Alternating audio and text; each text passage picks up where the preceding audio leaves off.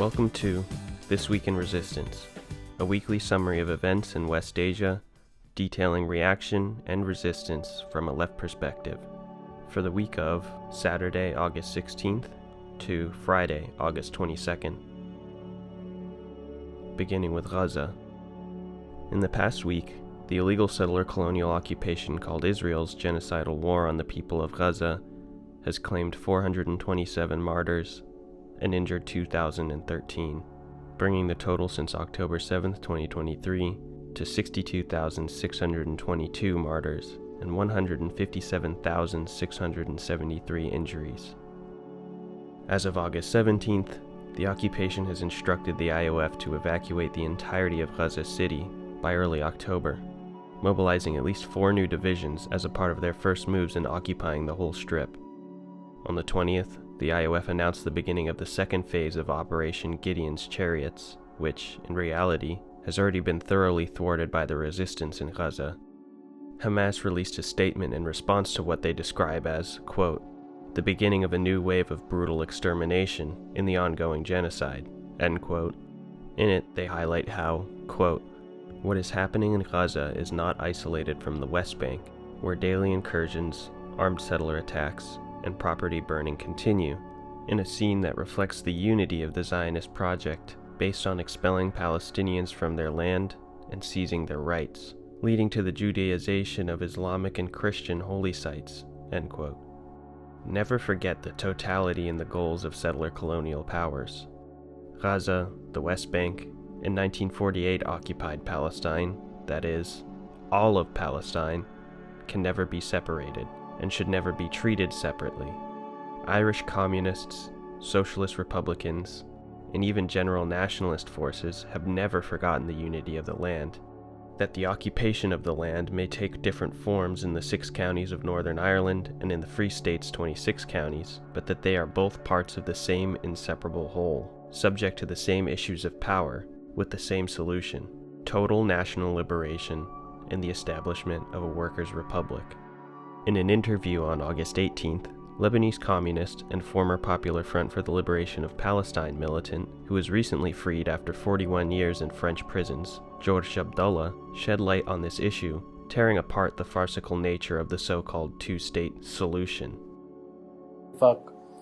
أبراهام، أنا لم أسمع منك تعليق فيما يتعلق بفكرة حل الدولتين، وهي الفكرة التي تلاك بين فترة وأخرى حتى الغرب اليوم. كلها ساقطة. ما يطرحه الغرب هو مجرد ثرثرة فارغة لإخفاء مشاركته الفعلية في حرب الإبادة في غزة نعم. وفي الضفة. ما يجري في الضفة ليس قليلا. صحيح. ما يجري في الضفة هو نظير ما يجري في غزة.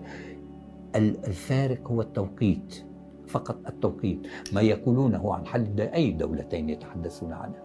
كم هو عدد المستوطنين حاليا في الضفة؟ ما هي نسبتهم؟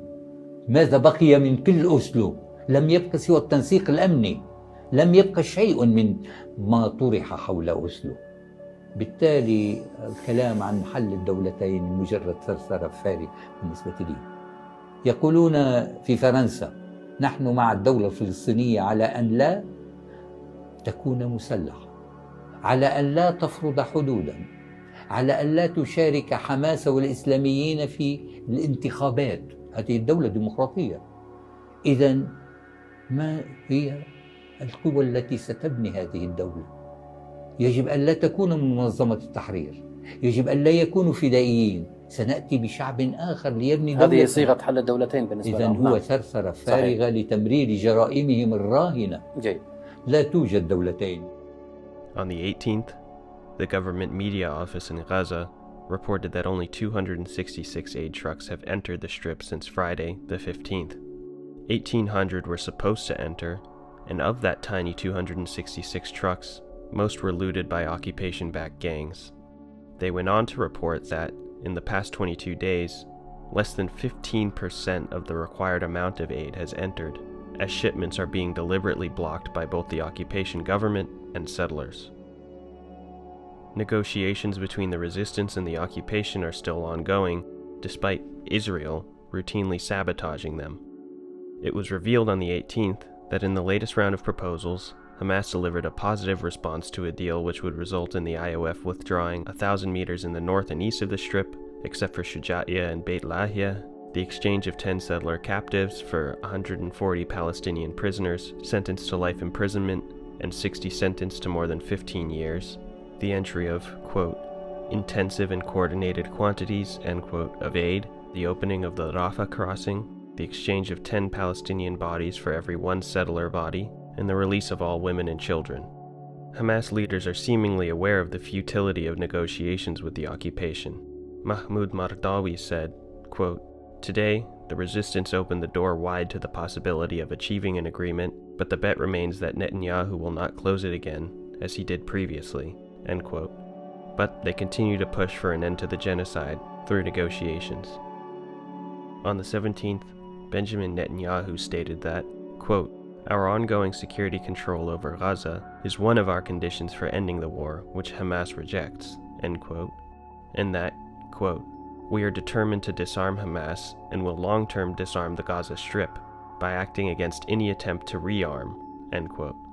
These are the stipulations the genocidal settler colonial allies, America and Israel, continue to push for. America wants international administration of the Strip, stipulations that barely attempt to hide their nature as calls for the completion of the genocide, as the final solution for Gaza. Now we move to actions reported by the resistance in Gaza over the past week.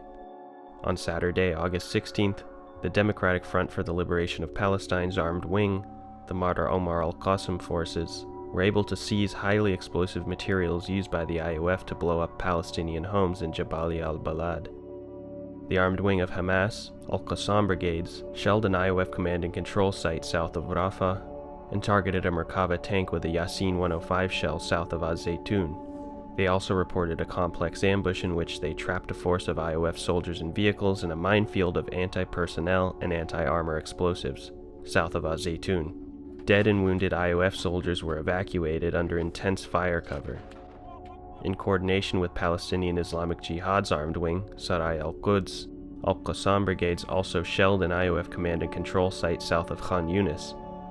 Sarai al-Quds shelled an IOF command and control site south of Az-Zaytun with 60 caliber mortars, and destroyed an IOF vehicle with a reverse-engineered high-explosive device as it invaded Az-Zaytun.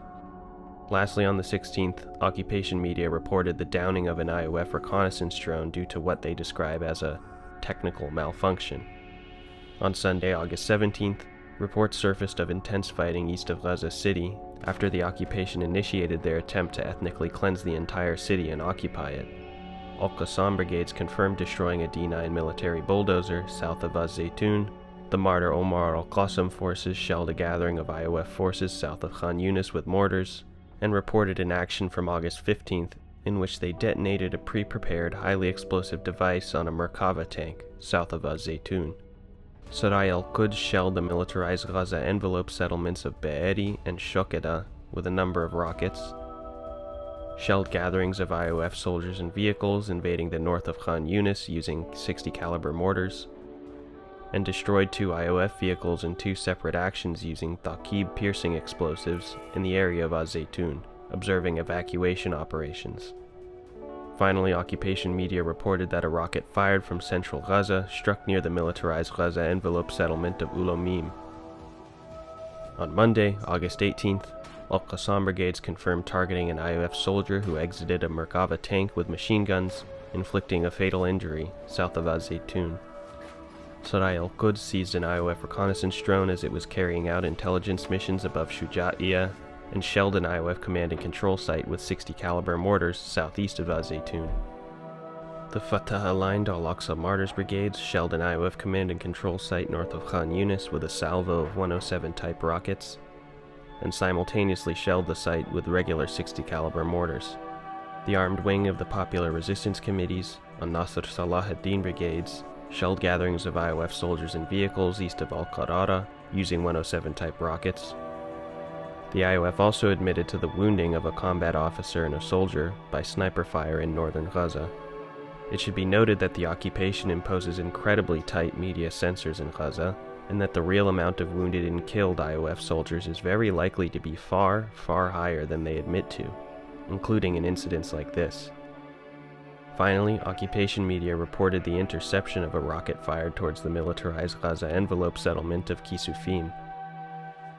On Wednesday, August 20th, al-Qassam brigades reported multiple complex actions, including a devastating raid on Wednesday morning, in which at least 17 fighters emerged from a tunnel, disabled a surveillance camera, and split into 3 cells to attack a newly established Kafir battalion base southeast of Khan Yunis, striking multiple Merkava 4 guard tanks with Shuath explosives, guerrilla action explosives, and Yasin 105 shells, inflicting multiple casualties.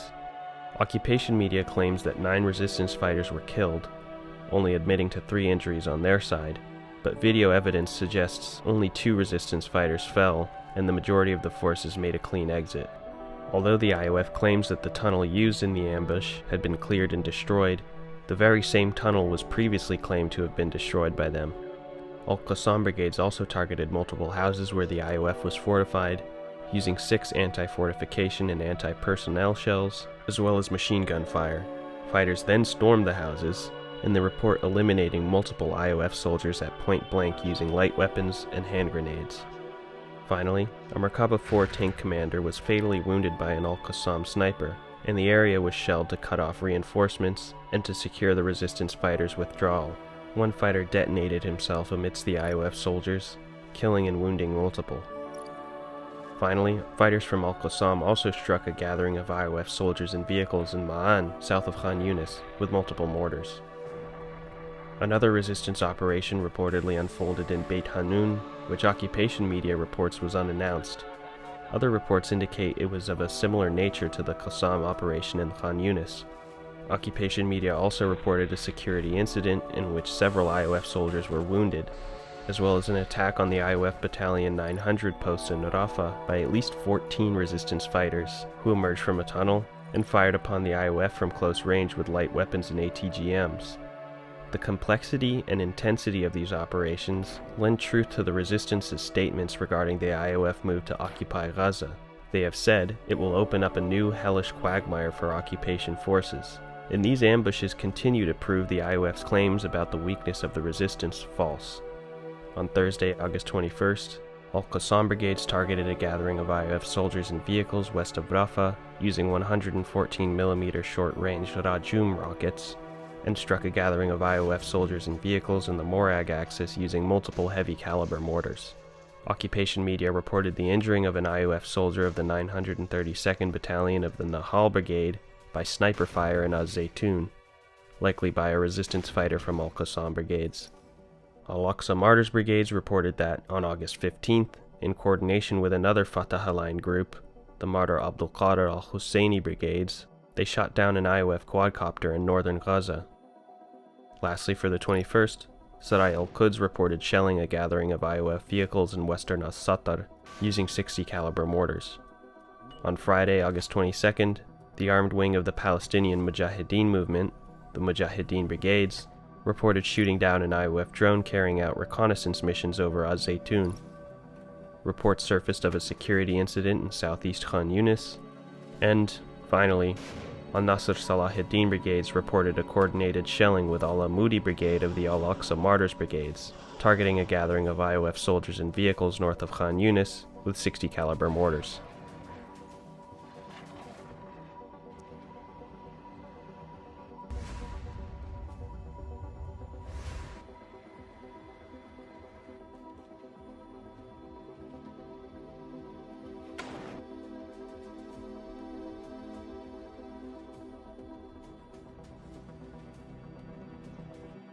Now news from the West Bank and 1948 occupied Palestine. On August 16th, the IOF stormed the town of Qablan, southeast of Nablus, setting up temporary checkpoints. IOF soldiers climbed onto the roof of a school west of Beit Lahem to remove a Palestinian flag. A Palestinian man named Khodod Nawaja was injured by settlers when they attacked the village of Susia in Masaf Yatta, which has seen multiple such attacks in the past weeks, with settlers burning cars, leaving racist graffiti, and assaulting unarmed residents. The IOF then stormed multiple towns in the eastern countryside of Jenin. Settlers assaulted multiple Palestinian villages near Ramallah, lighting a vehicle on fire and vandalizing land in the Marsa'i plain between al-Mughayyir and Abu Falah, east of Ramallah, assaulting the town of Turmusaya, torching a Palestinian farm, and attacking the village of Abu Falah, harming livestock, and setting cars and caravans on fire. The illegal settlement on Palestinian land in the town of Quzra, south of Nablus, called Migdalim, was rapidly expanded. The IOF invaded Silwad, northeast of Ramallah. Quds News Network published footage from within Nur Shams camp in the east of Tulqadam, depicting the sheer destruction in the area 188 days into the IOF's campaign to demolish it in its entirety. Settlers attacked the area of Al-Fakhit and Masafiryata amongst weeks of aggression on the area. Settlers under heavy IOF protection stormed Bab az-Zawiya in the old city of Al-Khalil, forcing hundreds of Palestinian stores to cease operations and leave so the settlers could enter. The IOF invaded the city of Nablus.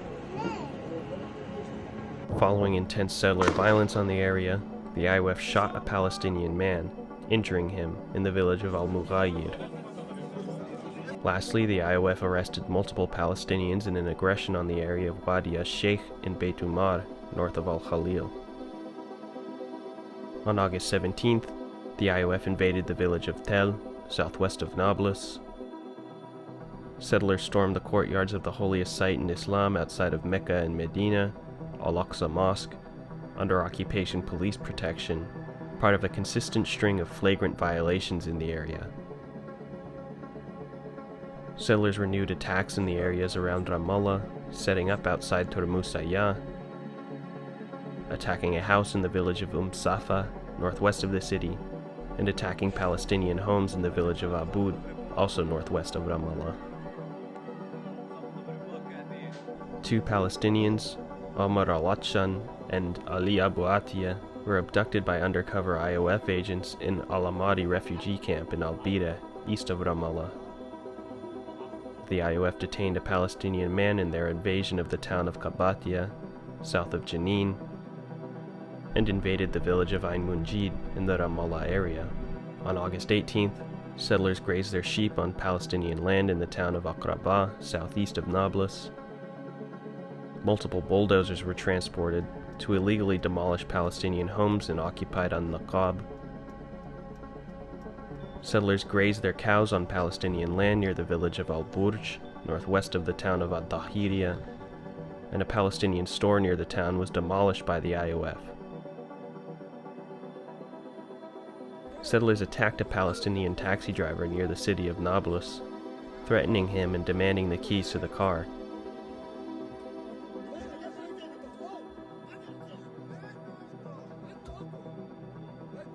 Settlers and occupation police again broke into the courtyards of Al-Aqsa. The IOF set a home on fire as they continued their aggression on Nur Shams camp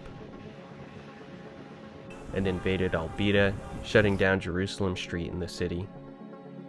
Settlers and occupation forces detained Palestinian Minister of Culture Imad Hamdan, as well as his delegation as he visited the village of Kafr Nima, west of Ramallah.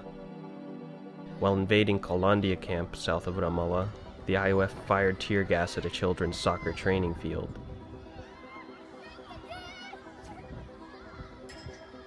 The IOF arrested a Palestinian in a raid on the village of Burqa, northwest of Nablus, invaded the village of Kafr Khalil, south of Nablus, again invaded the town of Beit Umar, stole a donkey and its cart in their invasion of southern Al-Khalil, attacked Palestinian homes in the village of Ramun, northwest of Ramallah, detaining a university student named Rashid Kahle and his brother, and ransacked a Palestinian home in the town of Ilar, northwest of Tulqadam. Finally, settlers attacked a Palestinian family in their home in Turmusaya. On August 19th, IOF bulldozers demolished a cafe in the village of Beit Sira, west of Ramallah. The IOF detained a Palestinian youth outside of the Tabet Governmental Hospital in Tulqadam. Settlers assaulted a Palestinian man named Faraj Az-Zaro and his son in Jabal Jales in Al-Khalil. settlers stormed Jabal al-Amarna in the town of Qafin, north of Tulqaram. The IOF invaded the town of Haris, northwest of Salfit, to support a settler raid in the area.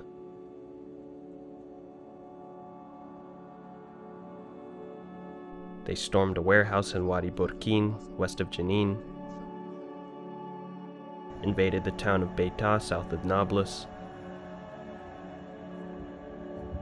as well as Nablus city,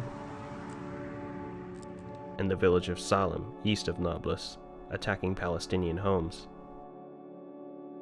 On August 20th, the IOF again stormed Nablus city after special forces entered Al-Ain refugee camp, firing large amounts of tear gas. Settlers bulldozed Palestinian land in Turmusaya in the fourth day of aggression on the town this week. The IOF ransacked the home of Palestinian detainee Mohammed Jouehan in the neighborhood of At-Tawri in Al-Quds, reportedly stealing some money and handing his mother a summons for questioning.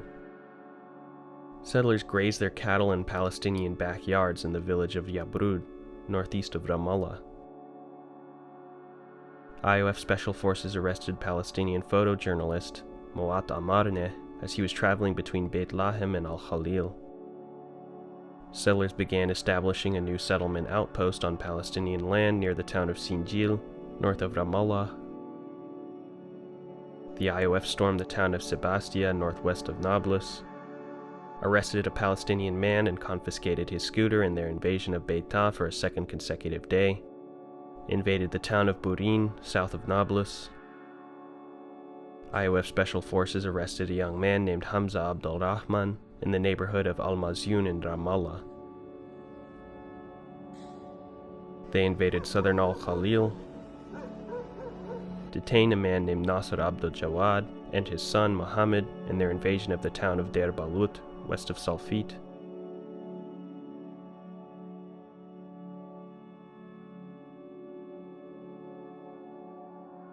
Attempted to bring down a Palestinian flag as they invaded the town of Aqraba, detained Bakr Krayush, a Palestinian from Tulqaram who was freed in a recent prisoner exchange deal, and invaded Al-Farah refugee camp southwest of Tubas, ransacking Palestinian homes. Also on the 20th, the government of the illegal settler colonial occupation confirmed for the first time construction in the E1 area east of Al-Quds, a proposition pushed by the fascist finance minister Bezalel Smotrich as a part of a plan to split the West Bank in two to expedite its total annexation. The plans include the expansion of the illegal settlement called Ma'ale Adumim by 3,412 housing units, as well as related infrastructure, and the establishment of a new illegal settlement called Asha, south of Al-Khalil. On August 21st, the IOF once again stormed Al-Amadi camp. The occupation began demolishing a home under construction in al-Fahm, 1948 occupied Palestine. The IOF invaded al-Mughayyir, closing its entrances, and demolished Palestinian homes at Ain al-Hilwe in al-Aghwar al-Shamalia. Settlers and occupation police broke into Al-Aqsa's courtyards for a third time this week. The IOF invaded the town of Bani Naim, east of Al-Khalil, stormed Beit Lahem, detained Atef Abu Alia, another recently freed prisoner in their invasion of al-Mughayyir, and shot and wounded a Palestinian man at an IOF checkpoint in Tel Rumeida, Al-Khalil. In response to the ongoing aggressions in the town, an operation was reportedly conducted in al-Mughayyir that resulted in the wounding of 2 settlers. The head of the village cooperative claims these reports are false, but regardless, the IOF then stormed the village with a massive force, arresting and interrogating residents, uprooting and destroying trees on Palestinian land surrounding the village, and ruining residents' vehicles. They continued their invasion well into the night, uprooting and crushing centuries-old olive trees around the village. These disgusting actions demonstrate both the brutality of the occupation and how, in practice, there's very little difference between the settlers and the formal military in their methods of terrorizing Palestinians, and quite literally in how they operate as 2 forces under the same essential command. Finally, the IOF also stormed Beita once again, as well as the entrance to the town of Idna, west of Al-Khalil, firing tear gas. يا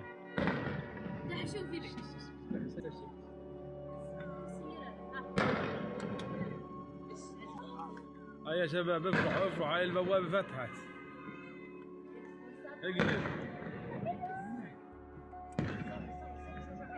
On August 22nd, dozens of settlers stormed the Ibrahimi Mosque in Al-Khalil. The mosque, which is an important holy site in Islam, was the site of the 1994 Cave of the Patriarchs massacre, in which the Zionist fascist settler from America, Baruch Goldstein, gunned down scores of Palestinians as they prayed. Ibrahimi Mosque was recently annexed into the very settlement Goldstein lived in when he committed the massacre. In their relentless assault on al-Mughayyir, the IOF again sent forces into the village and razed Palestinian land, continuing to uproot olive trees.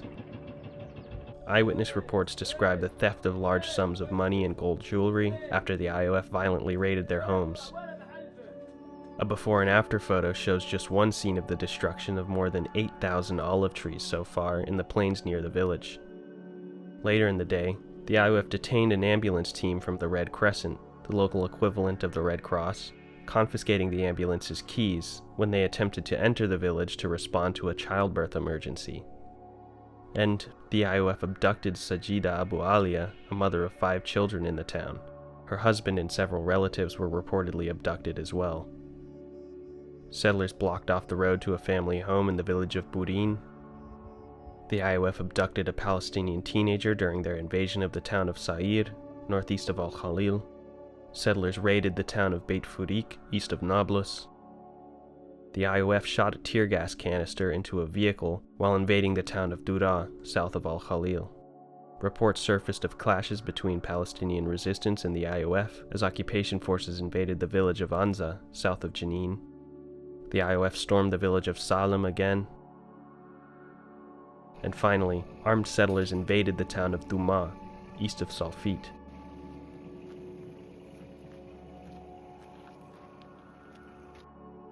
In news from Syria, on August 16th, protests continued in Suwaida, calling for the right to self-determination, seeing chance for independence.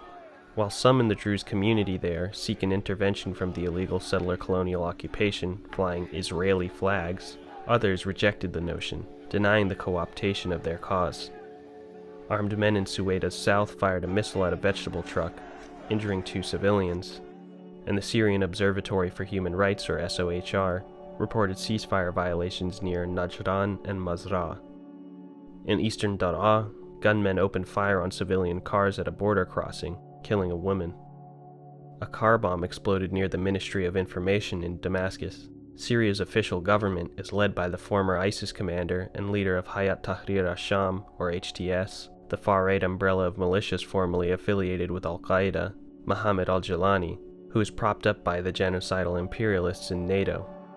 On August 17th, in the city of Azaz, north of Halab, or Aleppo, 2 gunmen on a motorcycle opened fire on a pickup truck with former leader of the As-Salam Brigade of the Turkish-backed Syrian National Army, or SNA, Al-Farouq Abu Bakr.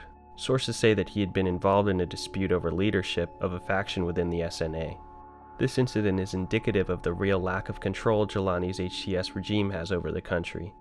The SNA, which has been confirmed to have absorbed a non-negligible amount of former ISIS fighters and other foreign jihadists, is essentially a Turkish proxy. It is armed and funded by the Turkish state and is at its beck and call, and it retains control over its fiefdoms in the northeast of Syria against the Turkish border, 8 months into this new Syrian government. The fact that Turkey props up the HTS regime alongside America, Europe, and Israel further demonstrates the SNA's role as little more than a local proxy for direct Turkish control of areas north of Halab, and that the new Free Syria is little more than a local proxy for the carving up of the country by capitalist imperialism. Also on the 17th, amidst clashes over the past week or two between the HTS regime and the Syrian Democratic Forces, or SDF, both sides seem to be gearing up for a widening of the conflict. The SDF reinforced positions near their oil fields, and the HTS government has reportedly gathered around 50,000 fighters near Palmyra, in addition to affiliated Arab tribes which have issued a general mobilization against the SDF. Al-Akhbar reports that, quote, "The offensive will proceed only with U.S. approval, with preventing Israeli intervention a key factor, especially after Israel struck Damascus last month to stop a government attack on al-Suwaida. US-mediated talks have failed, and the SDF is seen as rigid for refusing to hand over territory, end quote. ISIS carried out 2 attacks on the SDF. In Hasaka, an ISIS cell fired an RPG at al-Bajadia checkpoint in the countryside of Qamishli. No casualties were reported. In Deir ez-Zor, ISIS members on motorcycles attacked an SDF post in the town of Dhiban, sparking clashes. No casualties were reported in this incident either.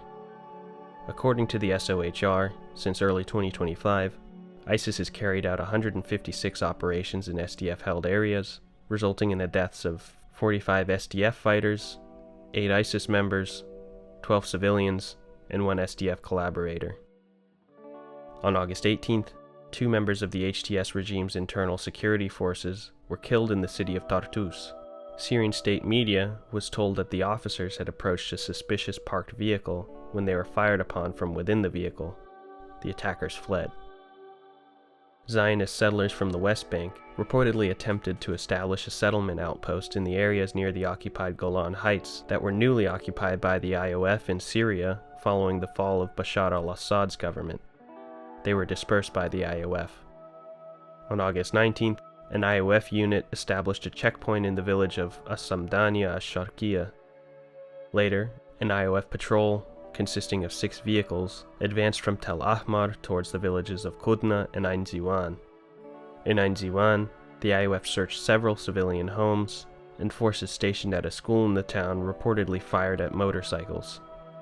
On August 20th, Zionist media reported 7 injuries, 4 critical, in an incident in which an old Syrian landmine exploded in the area of Mount Hermon, which is being illegally occupied by the IOF.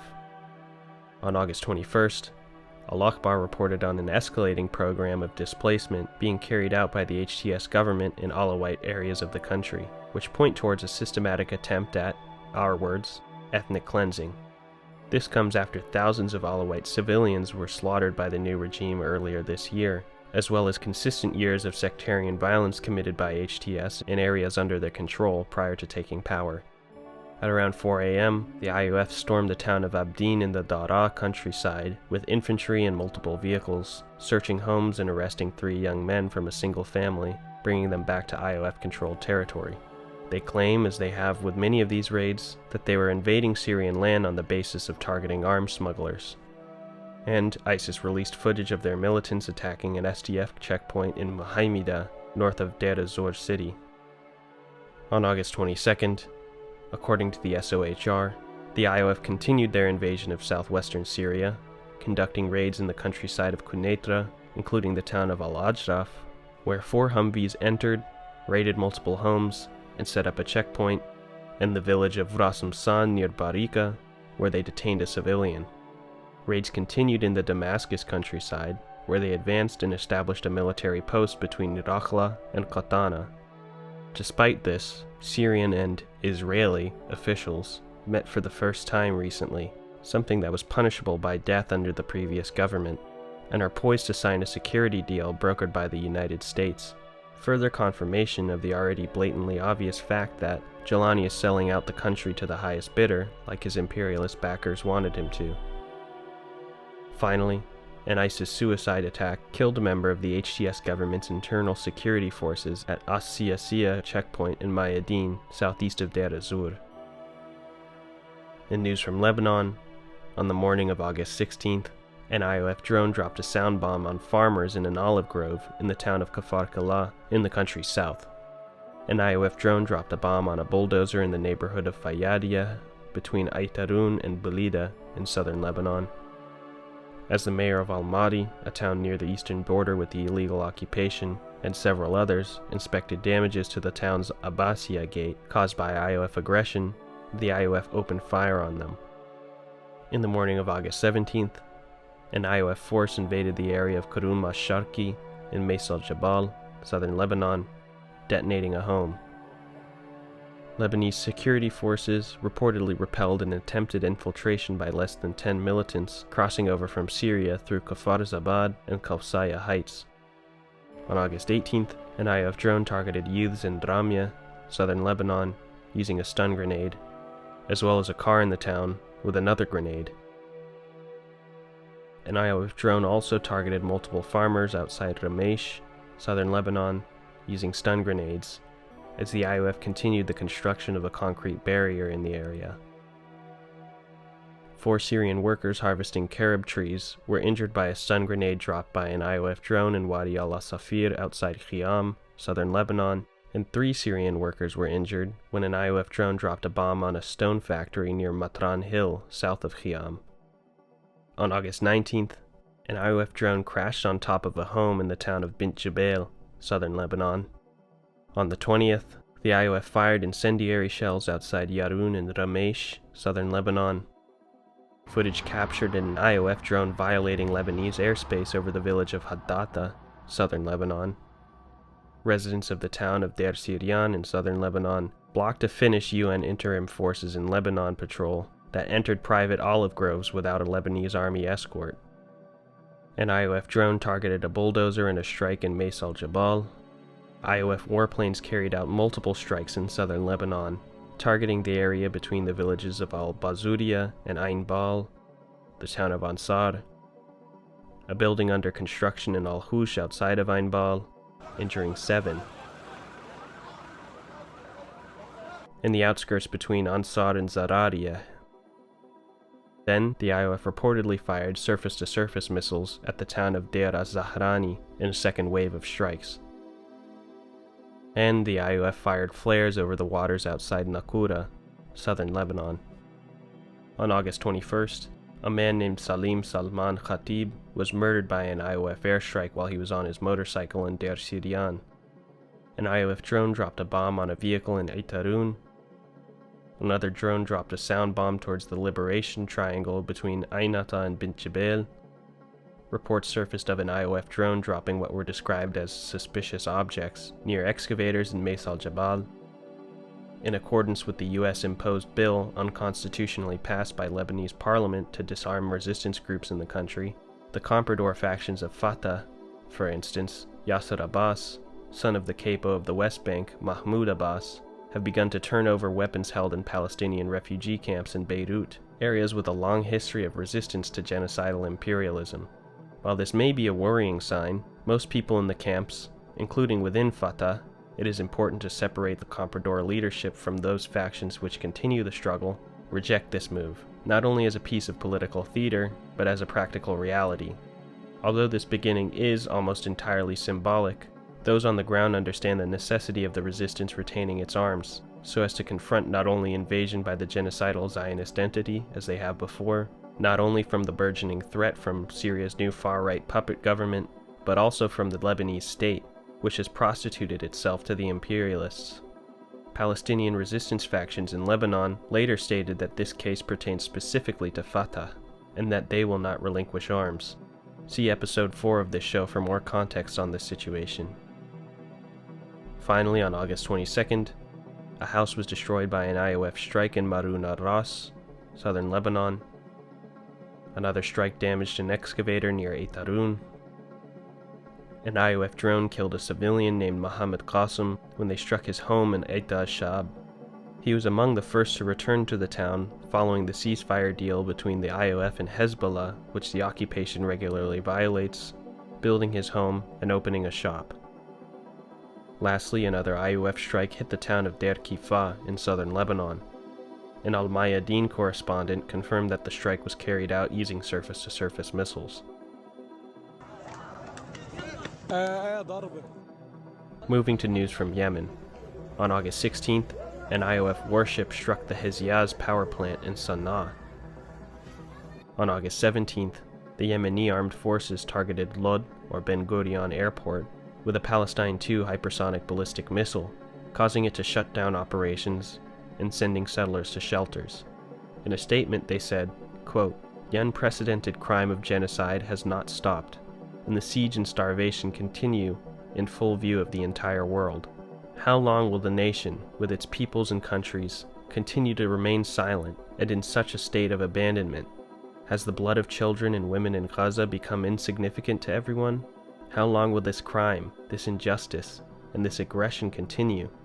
we will persist to fulfill our religious, moral, and humanitarian duty toward the oppressed Palestinian people until the aggression against Gaza stops and the siege is lifted." End quote. The YAF has, amongst their blockade on the occupation and other operations in occupied Palestine, consistently launched missiles towards Lod airport every week. While the occupation always reports intercepting them, whether or not they hit is not even necessarily the point.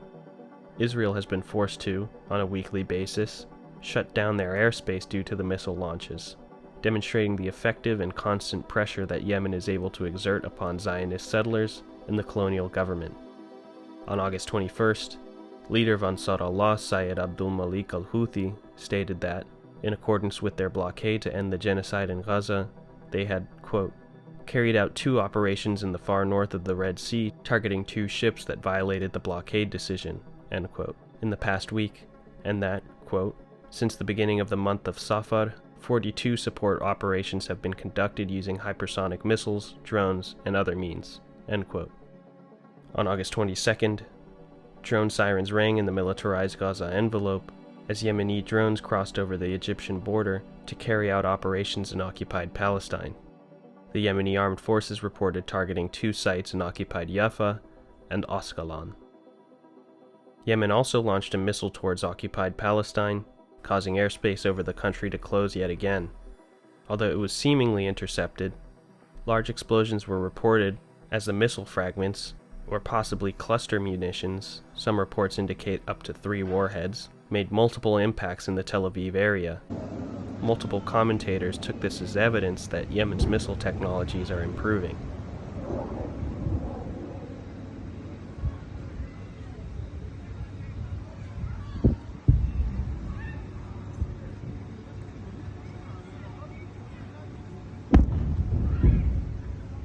Finally, hundreds of thousands took to the streets in Sana'a for the weekly rally in support of Ansar Allah and the Palestinian resistance's actions to end the genocide, demonstrating the consistency of popular mobilization in the country.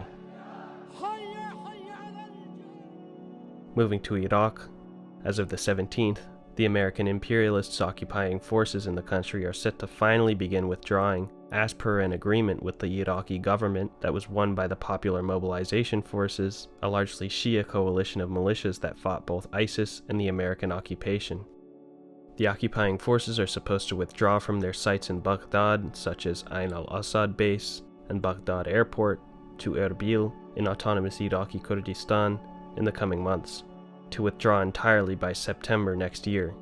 Whether or not America, which retains troops in the country after waging its genocidal war that resulted in the deaths of hundreds of thousands of Iraqis, leaving behind a puppet government and prime conditions that led to the rise of ISIS, will actually withdraw remains to be seen, but the resistance in the country has stated previously that they will not let further delays stand. On August 21st, ISIS released footage of their fighters executing a member of the Iraqi National Security Service in Mosul. And on August 22nd, reports surfaced of heavy fighting, explosions, and gunfire around the Laleh Hotel in Suleimania, Iraqi Kurdistan. Clashes broke out between security forces and forces associated with Lahur Sheikh Jangi Talabani, former co-president of the main opposition party in the region, the Patriotic Union of Kurdistan, or PUK, who had called for protests against the ruling Barzani clan. Eventually, he and his brother, who was wounded, surrendered, marking, as per Al-Akhbar, the second such arrest of a prominent opposition figure in as many weeks. They also report drone attacks and gunfire near the home of Bafel Talabani, leader of the PUK and Lahur's cousin. Finally, in Iran, on August 17th, the Iranian Revolutionary Guard Corps' Quds headquarters reported that they had, alongside other Iranian security forces, killed 6 and arrested 2 in operations against militant groups in Sistan and Baluchistan province.